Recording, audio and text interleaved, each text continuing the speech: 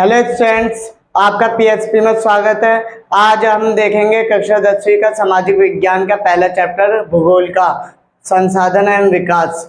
आइए चैप्टर देखते हैं। बेटा, संसाधन एवं विकास में सबसे पहले हम देख लेते हैं संसाधन क्या होते हैं, क्योंकि पूरा चैप्टर संसाधन के इर्द गिर्द है, इसलिए हमें सबसे पहले पता होना चाहिए कि संसाधन क्या होते हैं। ठीक है, आपको दो शब्द इसमें पकड़ने हैं संसाधन में, एक उपयोगी और एक मूल्यवान, यानी कि यूजफुल और वर्थ कोई उसकी कोई कीमत हो, यानी कि पर्यावरण में हमारे इर्द गिर्द जितनी भी चीजें हैं वो क्या हमारे मानव के यूज में आनी चाहिए और उसकी कोई कीमत होनी चाहिए, तो संसाधन कहलाएगी। ठीक है बेटा, पर्यावरण में उपलब्ध यानी कि प्रेजेंट वह सभी वस्तुएं, चाहे कोई सी भी वस्तु हो, अगर मानव के लिए क्या यूजफुल है, उसके यूज में आ रही है और उसकी क्या कोई वैल्यू है, कीमत है, तो संसाधन कहलाएगी। बच्चों देखो, फॉर एग्जाम्पल संसाधन होने के लिए दो क्राइटेरिया है, एक यूजफुल और एक वर्थ। पहला ये देखो, ये है, क्या ये संसाधन है? हाँ संसाधन है। क्या ये दो क्राइटेरिया को फुलफिल करता है? हाँ करता है। क्या ये यूज में आ रहा है, उपयोगी है मेरे लिए? हाँ उपयोगी है। क्या इसका कोई मूल्य है? हाँ मूल्य है। तो ये संसाधन है। कोई भी चीज जो इस्तेमाल में आ रही है और वो पैसों में आ रही है, कीमत है, उसकी कुछ क्या कहलाएगी? संसाधन कहलाएगी। ठीक है बेटा, आशा करता हूं आप संसाधन समझ गए होंगे। आपको बस दो चीज याद रखनी, एक उपयोगी और एक मूल्यवान, यानी कि मूल्य होना। तो फिर तो वही बन जाएगा, मानव के लिए जो चीज उपयोगी है, जो मानव की आवश्यकताओं की पूर्ति करती है और जो जिसे मानव खरीद के लाता है, उसकी कोई वैल्यू होती है, वो संसाधन कहलाती है। अब बेटा देखो, अब मैं जैसे किसी स्कूल में या कहीं पे भी कहूँ कि बच्चे या फिर कुछ भी चीज डिवाइड करनी है, दो भागों में, तीन भागों में बांटना है, तो कुछ ना कुछ बेस, कुछ ना कुछ आधार मैं लूंगा। फॉर एग्जाम्पल, एक क्लास के एग्जाम्पल ले लेते हैं। मैं कह रहा हूँ कि बच्चों को हमें दो ग्रुप में डिवाइड करना है, तो हम पहला आधार जो लेंगे, बेस, वो नंबरों का ले सकते हैं। जिनके 80+ है वो एक तरफ हो जाइए, जिनके 80 से नीचे है वो एक तरफ। एक बेस नंबरों का हो गया, एक बेस हम हाइट का ले लेते हैं। जिनके 5 से ऊपर हाइट है वो एक तरफ हो जाइए, जिनके 5 से नीचे। एक रंग का, किसी भी चीज। बेटा ये जो हमने क्लासिफिकेशन किया उसके लिए कुछ बेस लिया, कुछ आधार लिया, ठीक उसी तरह अब संसाधनों का क्या करेंगे? क्लासिफिकेशन, वर्गीकरण, यानी कि बांटेंगे। क्या? बांटना। अब जब इसे क्लासिफाई करेंगे तो जाहिर सी बात है कुछ ना कुछ बेस लेंगे। जैसे हमने स्कूल में लिया था, बच्चों को बांटने का क्या बेस लिया था? एक तो हमने मार्क्स लिया, हाइट लिए, रंग लिया। ऐसे ही पहला जो बेस लिया जाएगा इसमें, वो कौन सा होगा? उत्पत्ति के आधार पर। कौन सा होगा? उत्पत्ति के आधार पर। बेटा उत्पत्ति का मतलब क्या होता है? ओरिजिन। क्या मतलब होता है? ओरिजिन। ओरिजिन का मतलब क्या होता है? जन्म या अस्तित्व में आना, प्रोड्यूस होना। क्या? प्रोड्यूस होना, यानी कि उत्पादित होना, या फिर जन्म लेना, या फिर अस्तित्व में आना। और इससे भी आसान भाषा में बताऊं तो पैदा होना, कोई भी चीज का पैदा होना। ठीक है, ओरिजिन मतलब उत्पत्ति का मतलब ये होगा कोई भी चीज या बनाई जा रही है या फिर पैदा हो रही है, नेचुरली पैदा हो रही है या मैनमेड पैदा हो रही है, तो दो तरीके की आएगी चीज अस्तित्व में। तो ये दो तरीके की, आप अपने इर्द गिर्द दो तरीके की चीजें देखते हो। एक तो जिनमें जीवन होता है, या तो वो आई है दुनिया में, या फिर जिनमें जीवन नहीं वो आई है। जैसे पहाड़, ये पहाड़ भी तो बने हैं, अस्तित्व में आए, ये भी तो प्रोड्यूस हुए, उत्पन्न हुए, जन्म लिया है, ओरिजिन हुए ये। तो कैसे? निर्जीव, इनमें जीवन नहीं है। और एक जैसे बच्चा आता है, वो भी प्रोड्यूस हुआ, उत्पन्न हुआ है, जन्म लिया, उसने पैदा हुआ, उसका अस्तित्व में आया, लेकिन उसमें क्या है? जन्म है। तो उत्पत्ति यानी कि जन्म या आने के आधार पर दो ही चीज दुनिया में आती है, या तो जिसके अंदर जीवन होता है या जिसके अंदर जीवन नहीं होता। जिसके अंदर जीवन होता है उसे क्या कहते हैं? जैव या जैविक संसाधन। और जिसके अंदर जीवन नहीं होता उसे क्या कहते हैं? अजैव या अजैविक संसाधन। बेटे जो ये जो आ है ये लगाने से सेंस क्या हो जाता है, नेगेटिव। क्या होता है, सेंस, नेगेटिव सेंस हो जाएगा यहाँ पर, ठीक है। जैव, जैव से जीवन, यानी कि जिसमें जीवन हो, जैव, जिसमें जीवन नहीं, आजीव, आजीव, जिसमें जीवन नहीं, नेगेटिव सेंस। जैव या वह संसाधन जिनकी प्राप्ति हमें जीव मंडल से होती है। बेटा जीव मंडल क्या होता है, जीव मंडल देख लीजिए, एक मंडल होता है, मंडल मतलब क्या होता है, जोन। क्या होता है मंडल मतलब, जोन। जोन मीन्स क्या होता है, क्षेत्र। जोन मतलब क्या होता है, क्षेत्र, यानी कि वह क्षेत्र जिसमें कैसे लोग रहते हैं, जीव, यानी कि जीवित। कैसे लोग रहते हैं, जीवित। वह क्षेत्र जहां पर कैसे लोग रहते हैं, जीवित, उसे जीव मंडल कहते हैं। यानी कि वैसे संसाधन जिनकी प्राप्ति हमें कहाँ से होगी, जीव, जहां पर जीवित लोग रहते हैं, उस मंडल, उस क्षेत्र से होगी तो होती है उसे जैविक संसाधन। और उनमें क्या पाया जाता है, जीवन का अंश, यानी कि उनमें जीवन पाए जाते हैं, जिंदा होते हैं, जैव या जैविक संसाधन कहलाते हैं। और एग्जाम्पल, प्राणी जात, ठीक है, वनस्पति, पेड़ पौधे, पशुधन, पशु आदि, आदि में और सब भी आ गया, ठीक है बेटा। ठीक इसी तरह इसका सेकंड क्या है, इसका उल्टा, आ लगाने से नेगेटिव बन गया, आपको पता है, अजैव या अजैविक संसाधन। ये कैसे संसाधन होते बेटा, जो निर्जीव वस्तुओं से बने होते और इनमें जीवन के अंश नहीं पाए जाते। वह संसाधन जो किससे बने, निर्जीव वस्तुओं से बने और इनमें जीवन के अंश नहीं पाए जाते, इनमें जीवन के अंश पाए जाते और इनमें नहीं। इसका जो है वो इसका उल्टा हो जाएगा, ठीक है। कैसे संसाधन कहलाते हैं, अजैव या अजैविक संसाधन कहलाते हैं। एग्जाम्पल क्या बेटा, चट्टाने या पहाड़ या पठार, इनमें क्या जीवन होता है, जीवन के अंश पाए जाते, नहीं पाए जाते, ये निर्जीव वस्तु से इनका निर्माण होता है। बेटा एक टर्म आती है, बच्चों को पता नहीं होता, मैदान, पहाड़, पठार क्या है, तो यहाँ देख लीजिए, ये जो प्लेन समतल भूभाग है इसे क्या कहेंगे, मैदान, ठीक है। थोड़ा सा उठ जाएगा टेबल नुमा, मेज नुमा, कैसा, मेज नुमा, मेज नुमा, इसे क्या कहेंगे, पठार। और ये ज्यादा उठ जाएगा तो इसे क्या कहेंगे, पहाड़, ठीक है। इतना आशा करता हूं आपको समझ आ गया हो। पहला जो हमारा आधार था, उत्पत्ति के आधार पर ये दो ही है, जिनमें जीवन हो, जिनमें जीवन ना हो। एग्जाम्पल बता दे, चट्टान, पहाड़, पठार, इनमें जीवन नहीं पाया जाता। अब जो हम सेकंड आधार लेंगे, सेकंड आधार लेंगे वो कौन सा होगा, समाप्ति के आधार पर। बेटा समाप्ति के आधार पर यानी कि कोई भी वस्तु है, कोई भी संसाधन है, पहली बात तो यूजफुल है और मूल्यवान है, या तो समाप्ति के आधार पर, या तो समाप्त हो जाएगी, खत्म हो जाएगी यूज के बाद, या फिर समाप्त होने के बाद भी उसका रिन्यू, दोबारा उसे इस्तेमाल में लाया जा सकता है। दो ही तरीके होंगे, कोई भी चीज है या तो समाप्त होगी या फिर उसे समाप्त ना होके उसे दोबारा क्या लिया जाएगा, इस्तेमाल में, यही होगा। कोई भी चीज उसकी कंडीशन दो ही हो गया, खत्म, या फिर खत्म नहीं हुई तो उसे दोबारा इस्तेमाल में लाया जा सकता है, रीयूज कर सकते हैं। तो इसी आधार पर दो संसाधन है, एक है अनवीकरणीय योग्य और एक है अनवीकरणीय योग्य और एक है नवीकरणीय योग्य संसाधन। बेटा नवी से निकालो नवीन, नवी से क्या निकालो, नवीन, नवीन मतलब नया करना, यानी कि दोबारा से उसे इस्तेमाल में लाने योग्य बनाना, नवीन। तो इसमें डेफिनेशन मैं कर सकता हूँ, वह संसाधन जिनका दोबारा इस्तेमाल संभव है, यानी कि रीयूज संभव है, नवी, दोबारा से नया किया जा सकता, तो कैसे क्या कहलाते हैं, नवीकरणीय योग्य संसाधन। वह संसाधन जिनका पुनः दोबारा उपयोग संभव हो, नवीकरणीय योग्य संसाधन कहलाते हैं। बेटा इसमें भी आप देखिए आ लग गया है, ये क्या बन गया, इसका नेगेटिव बन गया, इसमें भी नेगेटिव बन गया तो डेफिनेशन भी नेगेटिव हो जाएगी।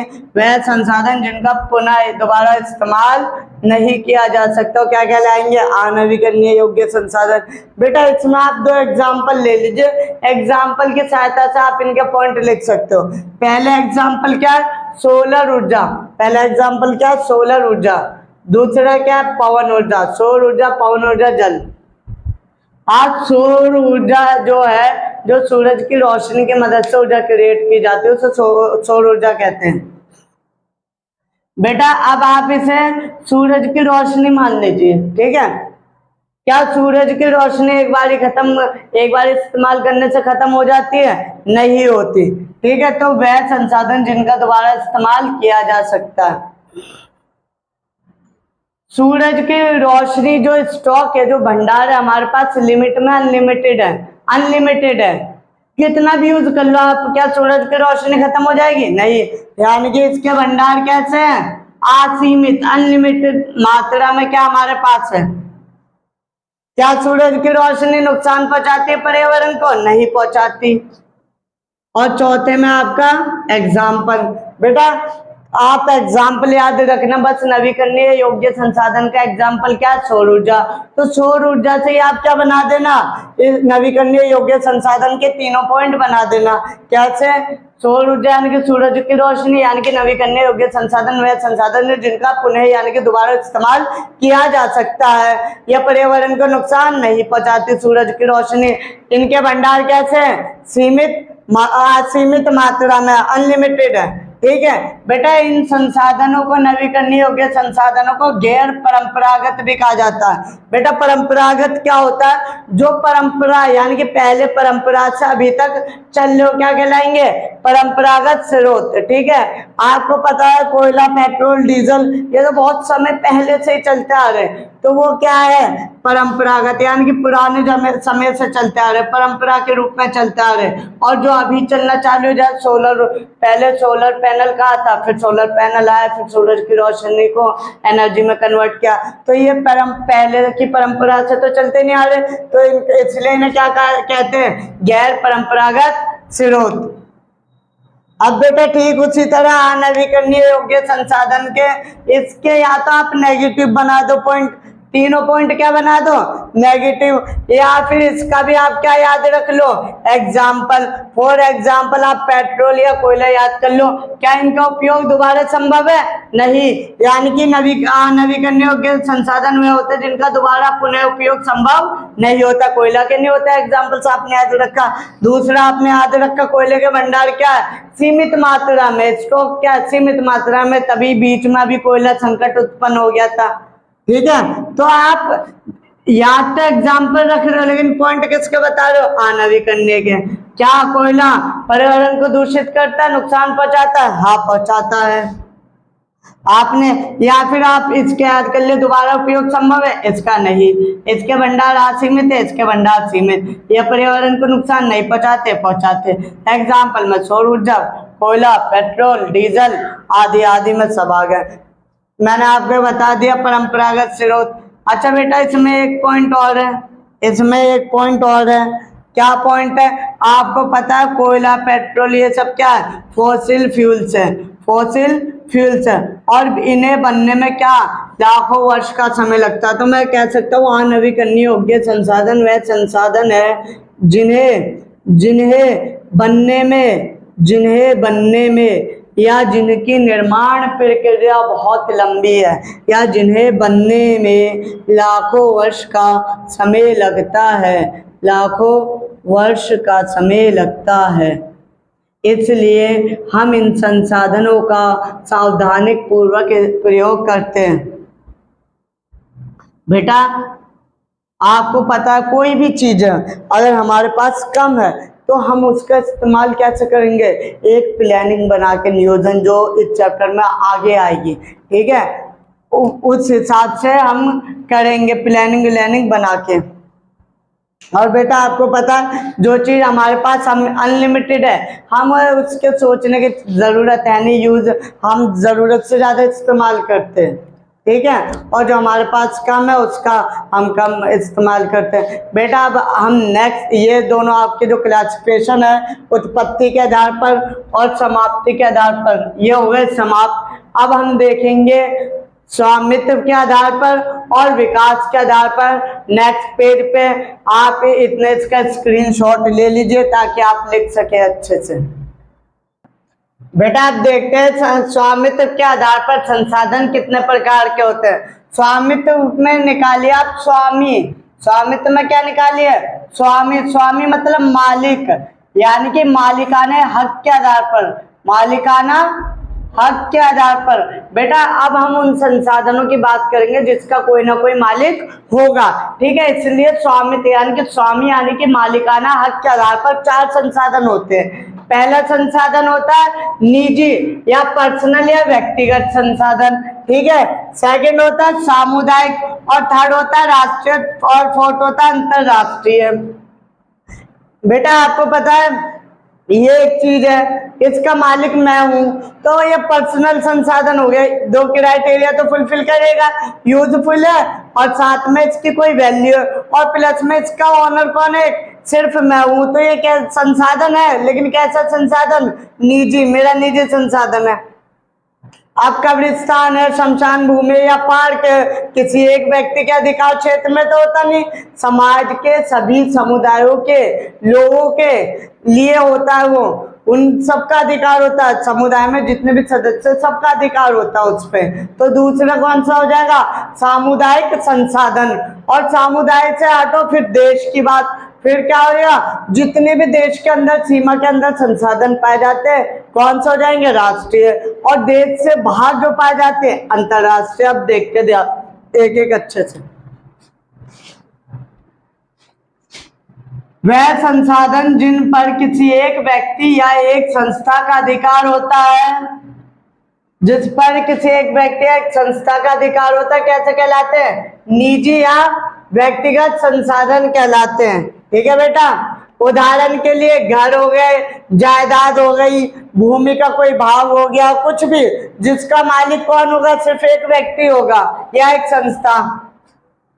सामुदायिक संसाधन वह संसाधन जिन पर समुदाय के सभी सदस्यों का अधिकार होता है। मैंने अभी बताया बेटा, शमशान भूमि या कुछ भी पार्क उस पे तालाब, कुछ भी समुदाय के सभी लोगों के लिए उपलब्ध होते हैं ना, या सिंगल व्यक्ति के लिए, समाज के जितने भी समुदाय, उन समुदायों में जितने भी लोग हैं सबके लिए वो क्या होते हैं, उपलब्ध होते हैं, सबका अधिकार है, सब उनका यूज कर सकते हैं, ठीक है। वह संसाधन कैसे कहलाते हैं, सामुदायिक संसाधन। थर्ड है बेटा राष्ट्रीय, देश की सीमा के अंदर जितने भी संसाधन पाए जाते हैं, तकनीकी रूप से चाहे वो निजी पाए जाए चाहे सामुदायिक पाए जाए, वो संसाधन कौन से होंगे, राष्ट्रीय, देश की सरकार के, क्योंकि सीमा के अंदर सारे संसाधन पाए जाएंगे तो इसलिए वो कौन से होंगे, राष्ट्रीय संसाधन। देश में पाए जाने वाले सारे संसाधन कैसे, राष्ट्रीय संसाधन। जैसे खनिज पदार्थ किसी एक व्यक्ति के हाथ में तो होता नहीं, जल, वन, वन्य जीव, ये सब किसके, देश की सरकार का अधिकार होता है, वही कानून बनाती, वही देख रेख करती है, ठीक है। फिर बेटा आ जाइए अंतरराष्ट्रीय संसाधन क्या होते हैं।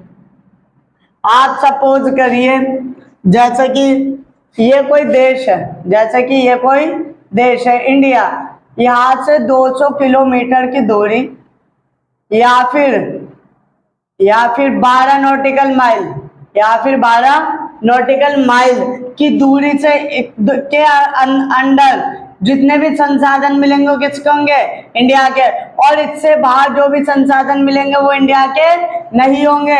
इस पे किसका अधिकार होगा, एक अंतरराष्ट्रीय संस्था जो अनुमति देगी। किसका अधिकार होगा, अंतरराष्ट्रीय संस्था का।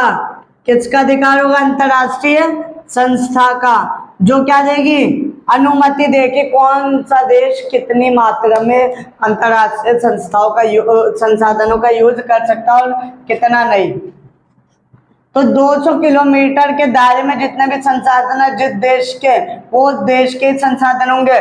और यदि 200 किलोमीटर का दायरा पार कर रहे हैं तो कौन से संसाधन हो जाएंगे, कौन से संसाधन हो जाएंगे, अंतरराष्ट्रीय संसाधन। बेटा देखो, स्वामित्व पहले मालिक मैं, फिर समाज के लोग, फिर सरकार मालिक, सरकार के बाद इंटरनेशनल मामला, पहले घर का, तो पहले घर का मामला यानी कि निजी या व्यक्तिगत, फिर समाज का मामला सामुदायिक संसाधन, फिर देश का मामला राष्ट्रीय संसाधन, फिर देश के ऊपर मामला अंतरराष्ट्रीय संसाधन। तो मैं उम्मीद आशा करता हूँ कि आपको संसाधनों का वर्गीकरण अच्छे से समझ में आ गया होगा। अब बेटा देख लेते हैं आखिरी जो आधार है उसके आधार पर कौन सा है वो आधार, विकास। विकास के आधार पर बेटा कौन सा संसाधन विकसित हो गए जिनका हम इस्तेमाल कर रहे हैं, कौन से विकसित होने की संभावना भी, विकास होने की संभावना, कौन से विकासशील है, कौन से इन फ्यूचर यूज किए जाएंगे, यानी कि किनका विकास हो चुका है, किनका नहीं हुआ, किनका होगा, किनका हो रहा है, ये सब क्या विकास के आधार पर संसाधन देखेंगे। पहला संसाधन क्या, संभावी। संभावी से आप निकालो संभावना, क्या संभावना, क्या संभावना, यानी कि वह संसाधन जिनकी संभावना है। बेटा देखो ये संसाधन वो संसाधन होते हैं जो किसी राज्य में, किसी क्षेत्र में मौजूद होते हैं और संभावना होती है इससे हम एनर्जी क्रिएट कर सकते हैं, इसे यूज में ला सकते हैं, लेकिन हमारे पास अभी हमने इसका इस्तेमाल शुरू नहीं किया। पता है हमें संभावना, लेकिन हमने अभी इस्तेमाल शुरू नहीं किया, तो कैसे संसाधन है, संभावी। भारत का जो पश्चिमी भाग है, गुजरात और राजस्थान, उसमें पवन और सौर ऊर्जा की अपार संभावना। आपको पता है राजस्थान में गर्मी बहुत पड़ती है, तो सूरज की रोशनी बहुत ज्यादा मात्रा में आती है उधर, तो वहां से एनर्जी बहुत अच्छी। आपको पता है खाली एरिया तो पवन ऊर्जा भी अच्छे से क्रिएट की जा सकती है, लेकिन हमने अभी तक इसका इस्तेमाल चालू नहीं किया। उसकी संभावना तो है लेकिन इस्तेमाल नहीं किया। ऐसे संसाधनों को संभावी संसाधन कहते हैं। बेटा विकसित क्या नाम से पता चल रहा है, जिनका विकास हो चुका, यानी कि कोई आप टैबलेट मान लो, मैं कहूँगा इसे चेक कर लिया और इसे आपको इतना यूज करना है, मैं उसके यूज की मात्रा और गुणवत्ता की मात्रा क्या कर दूंगा तय, और उसका चेक होगा तभी तो कहूँगा कि हाँ डेवलप है ये। वैसे संसाधन जिनका सर्वेक्षण, जिनकी जांच की जा चुकी है और उनके उपयोग की गुणवत्ता की कितनी क्वालिटी में लेना है और कितनी क्वांटिटी में, मात्रा में इससे संसाधनों का इस्तेमाल करना है, वो तय कर दी जा चुकी है। वो कैसे संसाधन कहलाते हैं, विकसित हो गए, उन्हें चेक करके मात्रा और गुणवत्ता तय कर दी, यानी कि उनका विकास हो चुका है, अब उसे इस्तेमाल में लाया जा सकता है। भंडार क्या होता है बेटा, पर्यावरण में, हमारे पर्यावरण में बहुत सारे संसाधन उपलब्ध है। ऐसी एक संसाधन है जल। जल भी एक संसाधन है बेटा, वो हाइड्रोजन और ऑक्सीजन का क्या यौगिक है, कॉम्बिनेशन है, उससे हम एनर्जी क्रिएट होती है बांधों में जल रोक के, लेकिन जिस मात्रा में हम क्रिएट कर सकते हैं या पर्यावरण से डायरेक्ट जो है ना ऑक्सीजन और हाइड्रोजन है उसे एक साथ करके डायरेक्ट एनर्जी क्रिएट कर दे, उतनी तकनीक हमारे पास नहीं है, इतनी हमारे पास हाई तकनीक की ज्ञान नहीं है, हाई टेक्नोलॉजी ने कि हम दोनों को कंबाइन कर दे, मेन उसे मुख्य स्रोत बना दे ऊर्जा का, बन सकता है, लेकिन अभी हमारे पास क्या नहीं है, तकनीकी ज्ञान। यदि फ्यूचर में तकनीकी ज्ञान आया तो ये भी बनेगा। ठीक है बेटा। चौथा क्या है, संचित कोष। संचित कोष क्या है बेटा, ये भंडार है। ये क्या है, भंडार। भंडार क्या, पर्यावरण में सारे संसाधन है जो तकनीकी ज्ञान की वजह से मानव की पहुंच से बाहर है, उसी का एक हिस्सा संचित कोष। संचित मतलब रिजर्व करके रखना। क्या, रिजर्व करके रखना। वह संसाधन जिनका सर्वेक्षण किया जा चुका है, हमारे पास तकनीक भी, हम उसे इस्तेमाल कर सकते हैं, लेकिन आने वाली पीढ़ियों के लिए हमने क्या करके रख दिया है, संचित, जमा करके, इकट्ठा करके, रिजर्व करके रख दिए उन्हें। वैसे संसाधन जो भंडार का हिस्सा है, तकनीकी सहायता से उपयोग कर सकते हैं, परंतु अभी नहीं किया गया। हम इस तकनीकी ज्ञान है, भंडार में हमारे पास तकनीकी ज्ञान नहीं था, लेकिन इसमें हमारे पास तकनीकी ज्ञान है जो कि भंडार का एक हिस्सा, हम इसका इस्तेमाल कर सकते हैं, लेकिन अभी हमने इस्तेमाल नहीं किया है। क्यों नहीं किया, हो सकता है हम आने वाले भविष्य में इसका इस्तेमाल करें, आने वाली पीढ़ियों के लिए।